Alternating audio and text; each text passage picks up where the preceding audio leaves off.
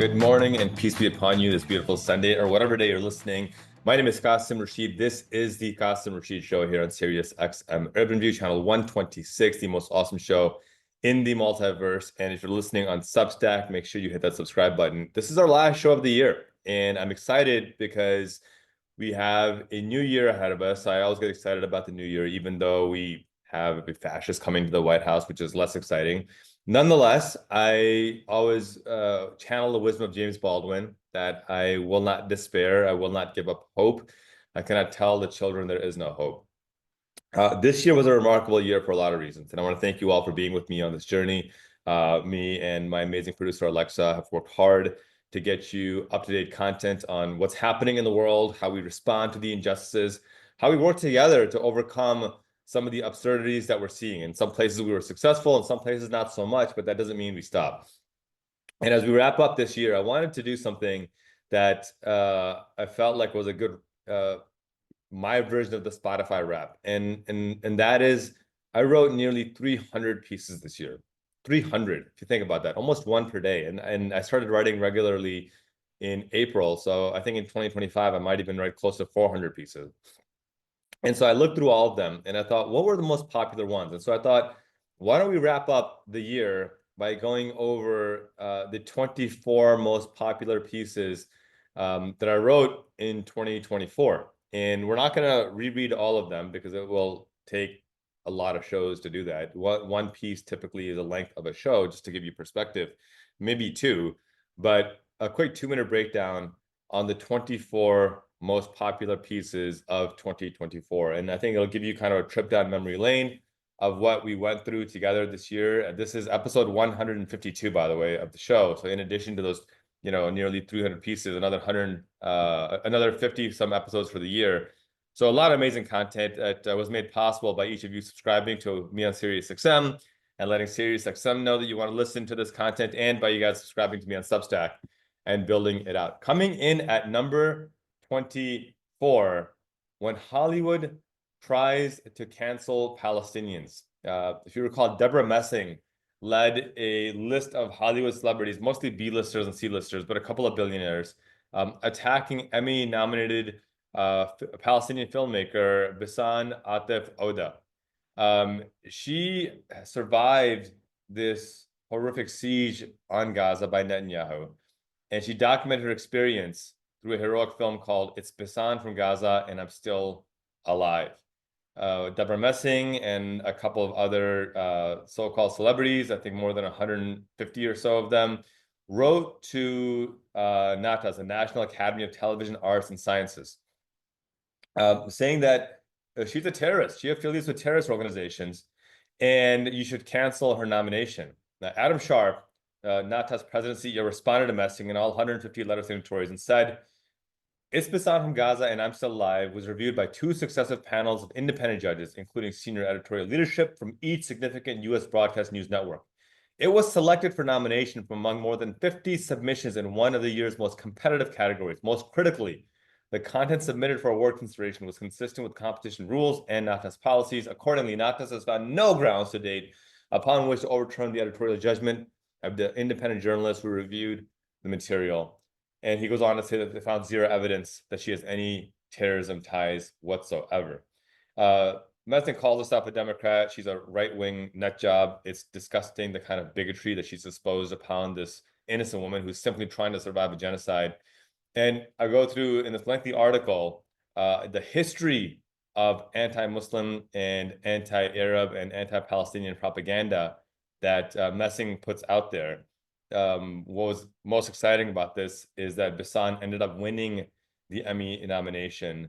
This article is read by nearly 50,000 people, and I'm extraordinarily proud of it. And it's one that I encourage you to go out and check. Now, coming in at number 23. Here we go. Number 23. This is interesting. It was the announcement that Kamala Harris has tapped Governor Tim Walz to be her vice president. I pushed hard for Tim Walz for all the reasons that you guys know. He's did a phenomenal job in Minnesota as a true progressive. He's actually spoken up for Palestinians suffering genocide. 24-year, 10-year National Guard, public school teacher, state championship winning high school football coach. brought a lot of good to the table, right? Secured $1 billion for housing initiatives, enacted gun safety legislation, passed LGBTQ protections in Minnesota, protected reproductive rights, meaningful climate justice in Minnesota, reduced child poverty while it was increasing nationally, passed free school lunch, labor rights, cannabis legalization, all the good things that we could have had if he had been elected vice president. But it's kind of exciting that that was number 23. Number 22, I was also excited about debunking 9 of the most popular gun myths of the NRA. This was an article that I was proud was read by more than 50,000 people as well. And I just went through one by one. This was after another school shooting at the Appalachia High School school shooting on September 4th. Myth one, this isn't the right time to talk about gun violence. And I pointed out how that's never been the right time because the next mass shooting happens in 16 hours. So every time a mass shooting happens, you say it's not the right time, you will never get there. Myth two, gun laws don't work because criminals don't obey laws. In fact, gun laws do work, and every state that has comprehensive gun safety legislation has a much lower firearm homicide or murder rate or suicide rate. And the data just backs this up. Myth three, people who obtain firearms legally don't commit mass shootings. The New York Times, of all papers, had a phenomenally devastating post where they quoted in Uvalde, in Buffalo, in Boulder, in Atlanta, in Dayton, in El Paso, in Virginia Beach, in Thousand Oaks, California, in Pittsburgh, in Parkland, in Sutherland Springs, and the list goes on and on. Quote, authorities said the gunman was able to obtain the weapon legally. Myth four, it's not a gun crisis, it's a mental health crisis. Nonsense. People with mental health are not more prone to gun violence. In fact, they're more prone to suffering gun violence. Myth five, women need guns for self-defense. The FBI proves that women are 100 times more likely to be killed by a gun than to defend themselves with a gun. Myth six, UK banned guns and they still have knife violence. Yeah, and even their knife violence is lower than the USA's knife violence. So maybe we should ban guns and large knives. I don't know. That's the argument you're making. Myth seven, restricting guns invites tyranny. Every country that has restricted guns is higher on the democracy index than we are, higher on the peace index than we are. We're 129th in gun safety, and each of the top 10 countries globally are all thriving democracies and all significantly lower in violence than we are. Myth eight, guns don't kill people, people kill people. Do you want to ban cars next? Well, if we agree that people kill people, why the hell do you want people who want to kill people, why do you want them to have easy access to guns? If anything, you would want to restrict them even more. What is wrong with you? And also, we heavily regulate cars. So yes, we should heavily regulate guns as well. And myth nine, what about Chicago? The final racist trope that comes up. Chicago is actually not even top 25 in most gun violent in the country. And a lot of the guns that are here illegally, more than 60%, are from out of state, Wisconsin and Indiana, which have very weak gun safety legislation. So excited about that piece, excited it did so well. Go and check it out. Number 21, fact-checking the first presidential debate between Harris and Trump, or about how Harris mopped the floor with Trump. I'm not going to revisit that. Number 21, or 20, honest question, does Israel recognize Palestine's right to exist? Right? I mean, this is the question we should be asking. Why are we allowing Netanyahu to continue to decimate Gaza? This is read by more than 64,000 people. And I just asked those tough questions. You know, everything we're seeing, Israeli settlements have ballooned since 1967 to nearly 1 million now, or 800,000, sorry. Palestinian Christians have been decimated. Palestinian Christians, Israeli Jews, and Palestinian Muslims all want a meaningful two-state solutions. The Netanyahu regime doesn't seem to want that at all. In fact, they keep annexing more and more land. And I just dived into the details and the history of it, and it was extraordinarily well read. And you can read the comments; they were very positive as well. Next question. This was after the Trump assassination attempt, where I said, yes, political violence is unacceptable. And I took a twist on it. This was read by more than 60,000 people. I took a twist on it and said, yes, political violence is unacceptable. We don't know the shooter, Thomas Matthew Crooks' motivation, but we know he's a right-wing nut job. But here's the part that gets me. If we agree political violence is unacceptable, then why are we tolerating Trump supporting the January 6th insurrectionists? Why is that somehow acceptable? Why are we tolerating the right-wing mockery of Paul Pelosi is coming from Donald Trump Jr. himself when Paul Pelosi was nearly assassinated by a right-wing MAGA nutjob? Why are we tolerating the massive gun violence? Why are we tolerating the fact that, according to an ABC News study, it found that the 4 presidents before Donald Trump can be tied to 0 acts of violence that they ignited, but 54 acts of violence and threats and assaults can be tied directly to Trump's rhetoric and calling for violence? Where's the condemnation of political violence there, right? And so it's one thing to simply say, well, political violence is evil and it's bad and we shouldn't allow it. Yeah, I completely agree. Completely agree. The question is, why are we so silent when it's being done by somebody like Donald Trump himself? Simple fact. Not get an answer to that question. Don't expect it anytime soon.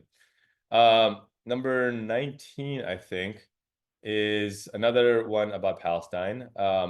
Peace after 10/7 requires we understand what happened before 10/7. And that's, I've done a couple of pieces like this where I ask a question that why does media never talk about the fact that in the year prior to 10/7, Palestinian Hamas killed 240 Israeli children, built 12,000 homes on Israeli land, locked up 8,000 Israelis in prison. Why do we never hear about that? And the reason we never hear about that is because the exact opposite is true. In the year prior to 10/7, the Israeli military killed more than 240 Palestinian children, locked up 8,000 Palestinians as hostages in Israeli prisons without due process of trial. It built more than 12,000 homes on Palestinian land. And this doesn't deter me from saying that 10/7 was a war crime. It does provide context into the broader violence that was being enabled and being allowed in that circumstance. And so if you think that the whole situation started on 10/7, you're being disingenuous, you're being dishonest, and you're not actually solving any of the problems that are afflicting the region. We need justice, and that's a theme I've been talking about this entire time. The next article is one I wish I didn't have to write, but it was about the post-election anti-Muslim hate coming from the left. If you guys have followed me for a while, you know that I am not shy about calling out injustice, whether it's left or right, because that's how we build a more perfect union. But there's massive backlash against American Muslims because apparently we're Schrodinger's voter. We were so insignificant and so needless that we didn't deserve a speaking spot at the DNC because we're so small, a tiny little block. No one's going to care what we think. But yet somehow such a massive block that we single-handedly, allegedly, prevented Harris from winning the election. All this notwithstanding, the data shows that American Muslims voted for Joe Biden, I think something like 65-32. I'm sorry, 65-35 over Trump. And they voted for Harris 64-32 over Trump, within the margin of error. And so if you think American Muslims cost the election, you're out of your mind. You should ask yourself, why in the world you expected American Muslims to turn a blind eye to genocide of Palestinians? In fact, a lot of people stayed home because of that, not just American Muslims. And something we warned everyone about, that this is not a winning issue. Republicans and Democrats alike want this war to end, this genocide to end, want the arms trade to end. 62% of Americans across the political spectrum wanted Biden to stop arming Netanyahu, and he didn't. And we've talked about that. I go into detail, provide all the receipts. It's died down, but nonetheless, I think it was important to acknowledge. About to go to break in a minute here, but again, a very similar next article was placing blame for MAGA abortion bans where it belongs. I wrote a viral article, which ended up one of the top articles we'll talk about in a minute, about the state of South Carolina introducing legislation that would allow them to kill women who get an abortion. Draconian, backwards, psychotic piece of legislation. And in response, I got a ton of hate saying, well, this is Sharia law coming to America. And I'm like, guys, just for the love of God, this is right-wing, so-called Christian nationalism. And it's extremely racist to see something that's a right-wing, Christian extremist hijacking Christianity to Christianize America and demand Christian theocracy and say, well, that sounds Islamic to me. Like, come on. right? This is crazy. It's wild. And so stop demonizing Muslims. Islam actually does permit abortion in a pretty progressive by today's standards. And ultimately, it says it's between a woman and her physician. So just mind your business. Like this is not somewhere where you need to insert your opinion in any capacity. And that's what the article is about. It was pretty well received. I was excited to see that it was so well received. I'm looking up the data on it. I think it was read by by more than 50,000 people. But again, one of those things where it's like, guys, we got to do better than this. When we come back, we'll get to the top 16 most popular articles of 2024 and what made them so popular. And they include things about Project 2025, police duty, Biden's pardons, corporate reckoning, Luigi Mangione, so on and so forth. You're listening to the Qasim Rashid Show here on Sirius XM Urban View, channel 126, the most awesome show in the multiverse. If you're listening on Substack, make sure you hit that subscribe button, and we'll be right back after this break. Welcome back. You're listening to the Qasim Rashid Show here on Sirius XM Urban View, channel 126, the most awesome show in the multiverse. If you're listening on Substack, make sure you hit that subscribe button. We're going over the top 24 articles of 2024 that I wrote. And many of these articles obviously comprise my content for our radio show, for our podcast. So I'm grateful that y'all listen to it. And it's exciting for me to see and kind of understand what you guys valued. And if you missed the first segment, we talked about a number of things, everything from the NRA gun myths to the anti-Palestinian hate, presidential debates, to political violence. And now, as we get to the top 16, Project 2025 makes its entrance. That was the number 16 most popular article that I wrote. Project 2025 is officially here. How do we fight back? And this, I think, was an important piece because this is unfortunately going to kind of dictate the next 4 years at least, and might even have a bigger impact long term. Read by more than 60,000 people. I dive into Project 2025. It's really strong focus on inviting fascism to America. It's attacks on abortion rights. It's attacks on DEI. It criminalizes even saying that phrase in government. It attacks on public education. This is something I really want to emphasize. Project 2025's goal is to abolish the Department of Education and to defund public education. They want to push heavily towards these right-wing voucher Christian theocracy schools to indoctrinate children. It's extraordinarily dangerous. And we need to fight this battle on the state level as well. And talk about what we should be doing right now. How do we activate? How do we organize? How do we invest our time and make sure that we block this onslaught of Project 2025? That was the 16th most popular article I wrote in 2024. Number 15 was one that I'm proud of as well. It's a spicy headline that is actually completely accurate. I don't believe in clickbait headlines. My headlines are based in fact. And the headline here is, how many people realize that police have no legal duty to protect us? And I emphasize, this is not clickbait. This is Supreme Court precedent, and we need to talk about it. And the history of this is way back in 1989, SCOTUS ruled in Descheny versus Winnebago County Department of Social Services that 4-year-old Joshua Descheny could not sue child welfare officials for failing to intervene to protect him from a beating so severe that he suffered brain injury and was left institutionalized.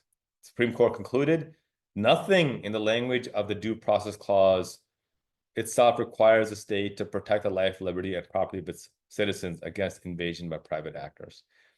In other words, calling the police for help does not require the police to come help you if you're being attacked by a private actor. But it gets worse. Then the question is, well, surely we have protection against public actors like law enforcement, right? Well, not exactly. 16 years later, in 2005, the Supreme Court ruled in Castle Rock versus Gonzalez that police have, quote, no legal duty to protect the public. Here, a woman filed a restraining order against her estranged husband to protect herself and her 3 daughters from her estranged husband. I think this is sadly a story that every woman knows about a violent and abusive man. It's a horrific commentary on the world in which we live. Her husband, estranged husband, violated the restraining order, kidnapped her daughters, and killed them. Okay? And later he went and attacked the police department, and he was killed by the police. Gonzalez, this poor woman who had suffered horrific abuse and now lost all three of her daughters to a horrific murder, sued, alleging her daughters were killed because the police failed to enforce the restraining order which she had filed. And the police said, no, it wasn't our responsibility to protect her just because she had a restraining order, which sounds insane to me. The Supreme Court ruled, hey, the police is right. Gonzalez has no constitutionally protected property interest in the enforcement of the restraining order and therefore could not claim that the police had violated her right to due process. And then a federal judge reaffirmed this in 2018 when Parkland students sued the police for running away during the shooting. And the federal judge said, hey, sure, you have a school resource officer on duty, but he has no obligation to protect students. He ran away, he protected himself. And so the Supreme Court reaffirmed this as well. And then I go on to talk about how if we want to talk about public safety, it's not going to come from having more law enforcement. It's going to come from actually investing in community service, mental health treatment, drug rehabilitation, housing people who are unhoused, meaningful therapy and counseling for those who are struggling. And this article, again, was really well received. I think it was read by more than 60,000 people as well. But again, I'm hopeful that as you guys read these things, you're taking the calls to action that I provide at the end of these articles, which is also why I hope you subscribe so you can stay involved and engaged in these conversations. At the end of the day, my information and insight is based on facts, it's based on data, but we need to activate and organize. It's a very painful article for me to write about police having no legal duty to protect us, but that's the world in which we live. The next one, I think what are we on, number 14 now or something, most popular articles of 2024. Again, how Republicans actually stole the 2024 election. And people keep talking about voting machines and rigged, voting booths, and I don't really buy into that. I don't think I have time for that. I talk about the fact that in reality, we have a systemic process put together by Republicans that Democrats have just failed to respond to. Gerrymandering. The Brennan Center for Justice talks about how gerrymandering has taken the once robust purple districts that we had and basically eliminated them. And now more than 90% of districts are already decided that they're going to be Republican or Democrat. It's a few 10% that we're fighting on. And despite that, Republicans built more than 16 supermajority red districts than the Democrats did. And so that's 16 more districts that they will never lose. They will guarantee win. So they're starting 16-0. And so every single election for the House, Democrats need to win 16 more seats than Republicans just to break even. Again, it's skewed in minority rule right there. Hundreds of voter suppression bills Republicans have passed. More than 100 they have proposed or passed, specifically targeting Black and brown voters. Democrats have done nothing to respond to that. Shutting down polling locations in Black, Indigenous, and people of color areas.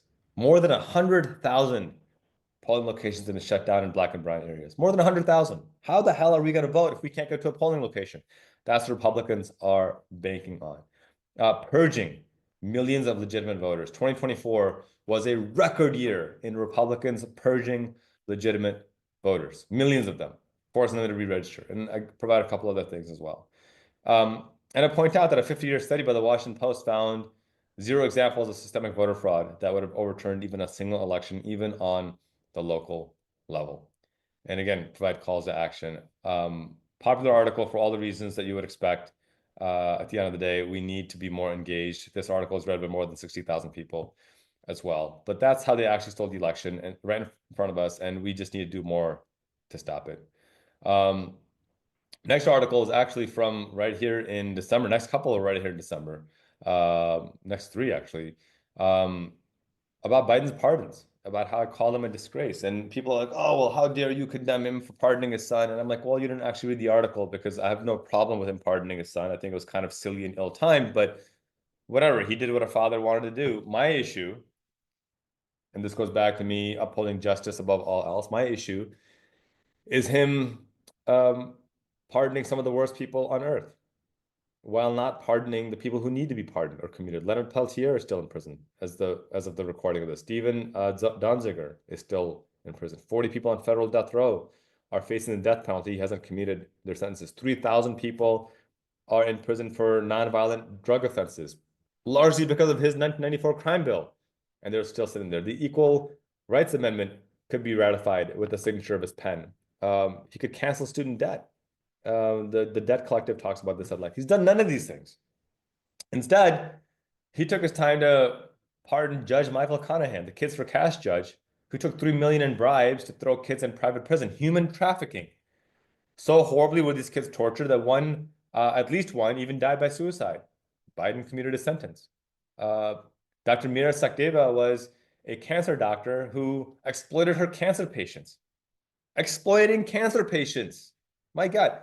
And even used dirty needles. One person is suing her for acquiring HIV/AIDS because she used dirty needles on this person. Biden pardoned her. He commuted her sentence. I'm sorry, he didn't pardon, he commuted her sentence. James Burkhardt exploited senior citizens in Indiana. He's a CEO of the largest nursing home facility. Stole nearly $20 million from senior citizens. 20 million. And most of it came from a public health agency. And Biden commuted a sentence as well, right? Stealing from working people. Rita Crundwell, Dixon, Illinois comptroller, embezzled $53 million in taxpayer money. 53 million. Used these funds to feed her horse breeding addiction. Horse breeding addiction. Are you, geez. To buy homes, to buy more than 4 dozen luxury cars, even a luxury motorhome. And Biden commuted her of her crime as well. List goes on. I mean, I found at least 7 or 8 more examples of this that just left me revolted.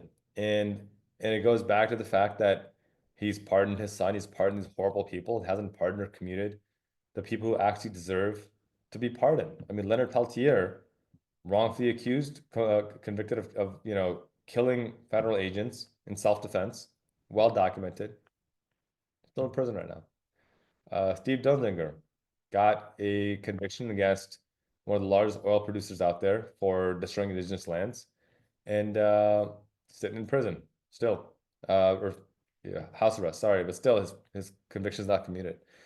Corporate reckoning was the next article. What number are we at now? Let's see, 1, 2, 3, 4, 5, 6, 7, 8, 9, 10, 11, 12. Number 12 article of 2024. Where is our corporate reckoning? And I wrote this, and I said the recent killing of United Health CEO has forced an uncomfortable conversation about our healthcare system and about the broader lack of accountability. For generations, corporations have gotten away with literally killing Americans, yet not one executive has ever gone to prison. And I go into examples like United Health, right? We're outraged, that the CEO was killed. Okay, I don't want people to be killed. I think that's wrong. I made no qualms about that. My question is, denied care kills 70,000 people a year. United Health leads the way in denying care. Tens of thousands of people die every year because United Healthcare says, we're just not going to provide this medication. If you die, you die. Right? Like that movie, the Rocky scene. If he dies, he dies. That's my impersonation of a Russian fighter. But there's no accountability there. 70,000 people a year die. If somebody was killing 70,000 people with a gun to their head, you better believe there'd be outrage. But 70,000 are dying every year because they're not getting the basic medication they need. And it's like, it's just the shareholder value. Johnson & Johnson has known for decades that their baby powder had asbestos in it. People got cancer and died as a result of it. This is well documented. Lawsuits. Darlene Coker filed a lawsuit, proved it. Their own documents proved it. For 30 years, they had asbestos in it that was causing cancer. The company executives, my managers, scientists, doctors, lawyers, all knew, didn't do a damn thing. No Johnson & Johnson executive ever went to prison for this crime. They were deliberately poisoning people, giving them cancer. Nobody went to prison. Where's the corporate reckoning there? If you're upset over Luigi Mangione killing a healthcare CEO, but not upset about corporations killing people for shareholder value, then it's not actually human life you care about. It's the killing of rich people. But the rest of us poors, too bad. Ford Motor Company knew that their Pinto was liable to catching fire. They knew, and they knew that the simple fix of a plastic shield to prevent the fire would save lives. But they calculated that the number of people that are going to die by burning alive in fire, the settlements for those people is going to cost us less than just going and fixing these cars. 27 confirmed deaths, people who were burned alive due to the Pinto's faulty design. 0 executives from Ford ever went to prison. 27 people burned to death in their cars when Ford knew full well they're going to burn to death. 0 executives ever went to prison. So if you want to talk about one United Health CEO, but not the 27 ordinary folks who were just driving around, enjoying their life, and then boom, burned to death in the most horrible way imaginable. I mean, what the hell? Horrifying. 0 executives ever went to prison. Purdue Pharma, the Sackler family, literally hundreds of thousands of people have died due to the opioid crisis, enabled by the Sackler family. Knowingly enabled by the Sackler family. They're paying a $6 billion fine spread out over 20 years, which is less than the profit they make. They're paying a fine. What's that Final Fantasy quote? If the punishment for the fine is a crime, and that's the law that exists for the poor. It's just a cost of doing business. They're still making much more money than $6 billion. It's the cost of doing business for them. 0 of these executives have ever gone to prison. So don't talk to me about how outraged you are about Luigi Mangione killing a healthcare CEO. Oh, I'm outraged about it, but I'm also outraged about the tens of thousands of people being killed by corporations. The hypocrisy is that if you're only outraged about the healthcare CEO, you don't actually care about human life. You care about rich people. Shame on you. All right, next article. We're down to what? Number 1, 2, 3, 4, 5, 6, 7, 8, 9, 10.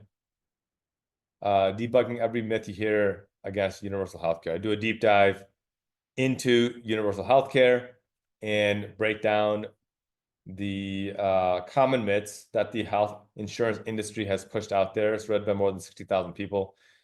And everything from we can't afford it. Yes, we can. It's actually 450 billion cheaper per year. To, well, quality of care will go down. Not true. Every country that has universal healthcare has higher life expectancy. That doesn't happen by low quality care. It happens by higher quality care. It'll put millions out of work. No, it will not, actually. It will create new industries, and it will ensure that we have enough resources to not only give 2-year severance to anyone who might lose their job, but also train them with free public college, because again, we're saving 450 billion a year, and free public college costs only $70 billion a year. Means tax hikes. No, it doesn't. It means an overall cut. We're spending anywhere from 18 to 30% to 34% on healthcare. And even if taxes increase by 10%, which every study shows they actually only need to increase by about 6%, what's higher? 6% of your income going to healthcare or 34% of your income going to healthcare? It's 34%, obviously. You don't need to be a math major to figure that part out. Myth 5, universal healthcare means long wait lines. No, it actually doesn't. And the data shows that we have longer wait lines for required physician appointments at 21 days than every country that has guaranteed universal healthcare. Every other country, Italy down to Switzerland, waits between 10 to 2 days. We're waiting 21 days. These are all myths.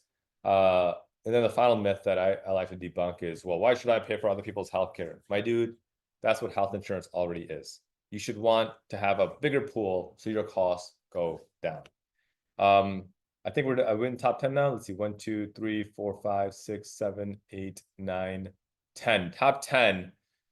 Number 10, most read article of 2024, how Joe Biden can still slow MAGA fascism and save lives. And I talk about how while he's still president, he can protect abortion access nationwide. He can cancel all student debt and cap rates at 1%. He can end arms from Netanyahu. We can protect civil service military deployments from military deployments on civilians. Trump has promised to do that. He can commute the death penalty for federal prisoners.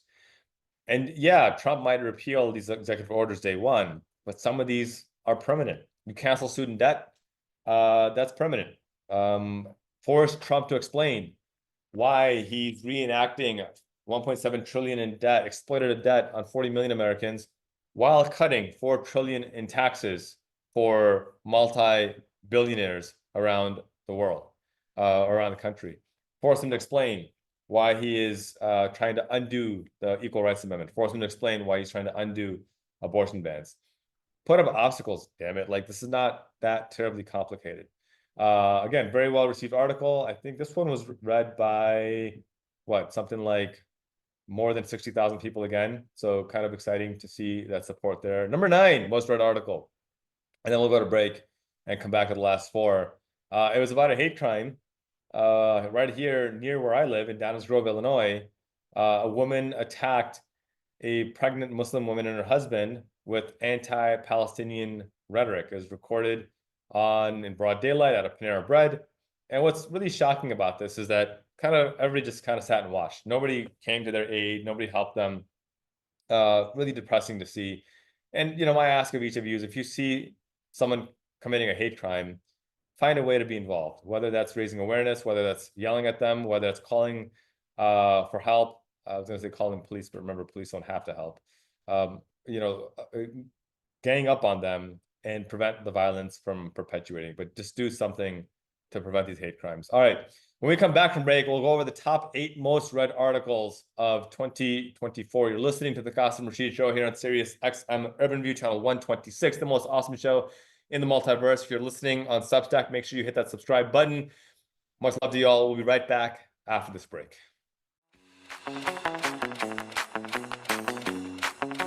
Welcome back. You're listening to the Qasim Rashid Show here on Sirius XM Urban View, channel 126, the most awesome show in the multiverse. If you're listening on Substack, make sure you hit that subscribe button.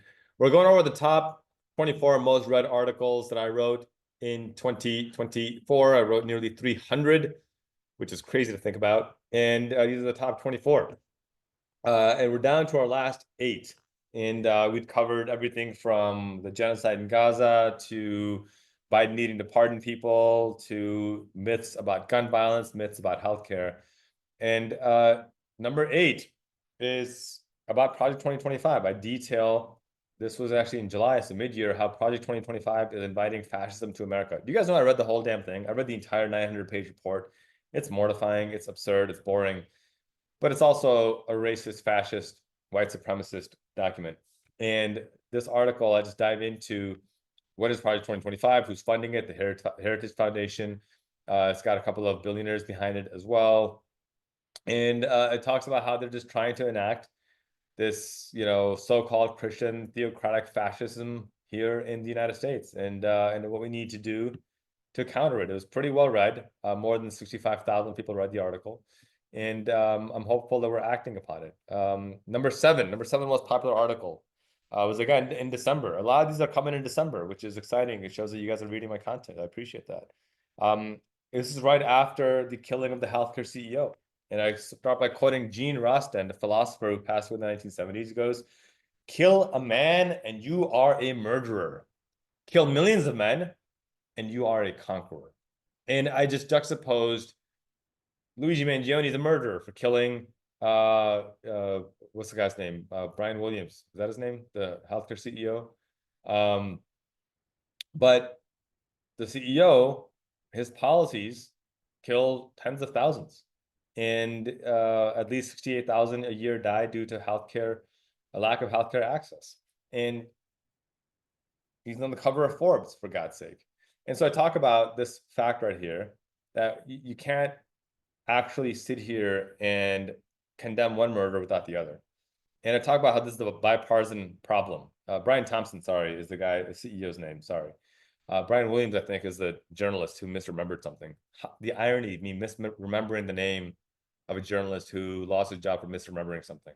But Brian Thompson is the CEO. And I talk about how this is a bipartisan problem. We know Republicans don't care about healthcare, but we also know enough Democrats don't either. I talked about how the guy I ran against for Congress, a Democrat named Bill Foster, has voted 3 separate times to repeal significant parts of the ACA, including gutting provisions for people with pre-existing conditions. How this guy voted to gut the Americans with Disabilities Act. What kind of a person, what kind of a moral compass do you need to have, or lack thereof, to say, you know what, people with disabilities, they have too many rights. We need to strip them down. That's Bill Foster for you, Democrat, right here in Illinois' 11th district. But this is the problem. Bill Foster is well funded by the health insurance industry. He's taken more than $500,000 from them. Of course he's going to do their bidding. This is the fundamental problem that we're dealing with. That's the number 7 most read article of 2024. Number 6, Speaking of Bill Foster, what went wrong in the Democratic Party? This article I wrote right after Trump won the election, and it was a lengthy article. This was one of the longest articles that I wrote, and it was read by more than 70,000 people. And it just did a deep dive into what the hell went wrong with the Democratic Party. And I talked about, look, Black women showed up, Black men showed up. White women and white women, men did not. They went for Trump again. 52% of white women, 59% of white men went for Trump. And Latinos are getting a lot of crap for saying that for the shifting 18% right, but in actuality, the majority of Latinos still voted for Harris. And the only Latino demographic that voted for Trump were Cubans. Every other Latino demographic, whether they're Mexican Americans or Venezuelan Americans or Puerto Ricans or what have you, all voted for Harris as well. I talked about the failure of media, legacy media in this space. I talked about how third-party candidates were really negligible. And I talked about the fact that this is the second time Democrats have lost to a fascist in less than a decade, and it needs to stop. We got to get rid of folks like, I talked about the first thing is Joe Biden's arrogance. This guy promised he'd run one election, lied, and then dropped out last second and said, hey, Kamala, you figure it out. And I talked about how fitting that a rich white guy screws things up and then tells a dynamic young Black woman, you fix it. Unfair to Kamala Harris, set her up for failure. I talked about how we have no real robust primary, and that hurt us. I talked about how Merrick Garland's failures. If he had done his job and prosecuted Trump the way he was supposed to for his fascism and insurrection, we wouldn't be in this mess. Merrick Garland will go down as one of the worst AGs in American history. If American democracy falls, you can pinpoint it in significant part to Merrick Garland's cowardice. And then I also talked about the Democratic Party's bizarre obsession with moving to the center and using the Duluth vote as a result of that. Longer article, can't go through all of it, but definitely worth checking out. Number 6 most read article. I'm sorry, 1, 2, 3, 4, 5. No, number 5 most read article, Florida woman charged with terrorism. Again, the billionaire class is shook. And this Florida woman made a innocuous comment about how defend, delay, deny, you guys are next. And she was charged with terrorism for that. Blue Cross and Blue Shield called the feds on her, and she's under house arrest now on a $100,000 bond and is facing terrorism charges for that. Absurd. It's going to get thrown out, but the fact that we're at this point, they're also trying to charge Luigi Mangione with terrorism. Mind you, the Parkland shooter was in charge of terrorism. Dylan Roof was in charge of terrorism. The Batman theater shooter was in charge of terrorism, but Luigi Mangione is. Billionaire class is shook. Now we're getting into the top 4, the final 4 most read articles. And the number 4, I was actually deeply heartened. It was an article titled When Insurance Rejects Life-Saving Care. It was an article that my wife wrote. It was read by more than 70,000 people. And this is an article about how our daughter's health insurance company continued to deny her care. My daughter has a fatal, an incurable, my God. Whew. She has an incurable disease that would be fatal if not treated, and healthcare won't cover it. And we've had to jump, hoop after hoop of fire to get her the care she needs. And I just do a deep dive into the 3-year-long struggle to get her the basic healthcare she needed to keep her alive. And deeply painful, deeply emotional piece to write.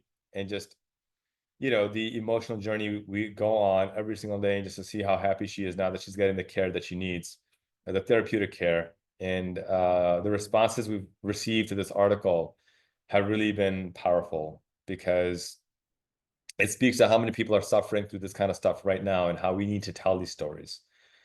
We need to be better about telling these stories and stand in solidarity with one another against just these forces of corporate corruption against us.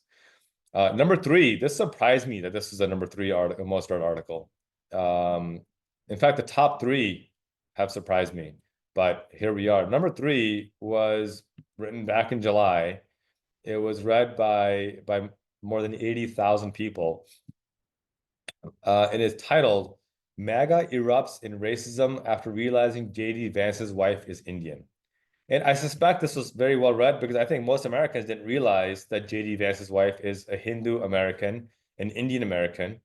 And what's wild is JD Vance tweeted a couple years ago the condemnation of Donald Trump, saying Trump, quote, I'm quoting him, quote, Trump makes people I care about afraid, immigrants, Muslims, etc. Because of this, I find him reprehensible. God wants better of us. That's JD Vance tweeting that out October 9th, I think 2015 or 2016, something like that. Like, apparently, God changed his mind, according to JD Vance. Now, as the American Hitler, as Vance likes to call Trump, is our vice president elect. And I document how much racism his wife is facing from MAGA extremists. Fuentes, a white supremacist who lives here in Chicago and is now complaining to the FBI that people are yelling back at him, "Your body, my choice." Yeah, I don't know if you guys heard about that. Fuentes is upset. He's getting rape threats after he yelled out, "Your body, my choice." Fuentes slammed him, and it's just wild to see Usha Vance suffer this racism as the second lady. Number two most read article was an article I alluded to earlier. South Carolina introduces legislation to kill women who get an abortion. And again, an article that I included the numbers of the 6 sponsors of this bill. More than 140,000 of you all read this article. And I hope it's because you're all calling these fascists and telling them to get rid of this horrific bill that would allow them. What it does is that it defines a fetus as a person, and that if you get an abortion, you're committing murder. And in South Carolina, the punishment for murder is capital punishment.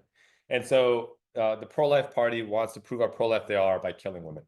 That's the gist of the article. You can go read it. I put all the numbers of the sponsors of the bill for you to call them directly. And the South Carolina website, the official website, puts their private cell phone numbers and their home addresses on there as well, which is wild to me. They're doxing themselves, but it's up there if you want it. Number one most read article, which blew my mind, is the number one most read article, but this article was read by how many? 165,000 people. This article is titled, "America has a child marriage epidemic and it's even worse than you think." And I document how there are more than 300,000 documented cases of child marriage since 2000. More than 1,000 a week, more than 300,000, which is just insane to me. And I detail how the atrocity, what's enabling this. Dude, imagine it's mostly Republican states. These are child marriages documented by the church and the court, and the work that we have to do to stop these atrocities from continuing.